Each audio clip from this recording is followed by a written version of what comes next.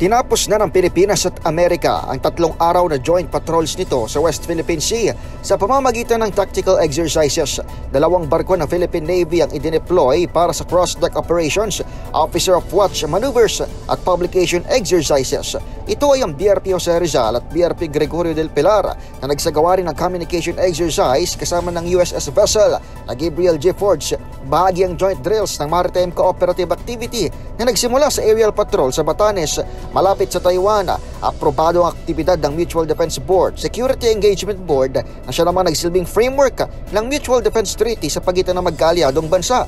Una nang ipinagtanggol ng Armed Forces of the Philippines ang joint sales at sinabing pasok sa international laws at convention at nagpapatrolya kasama ng tagalabas ng South China Sea na Amerika.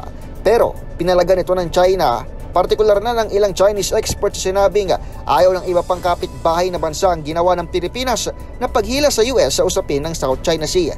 Samantala, idineklara namang tagumpay ni AFP Chief of Staff Romeo Browner Jr.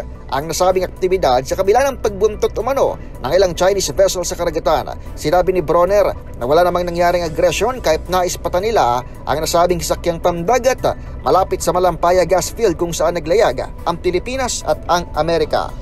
Para sa kauna-unahan sa Pilipinas DZRH, ito si Edniel Parrosa. Tuloy-tuloy sa pagbabalita, tuloy-tuloy sa serbisyo.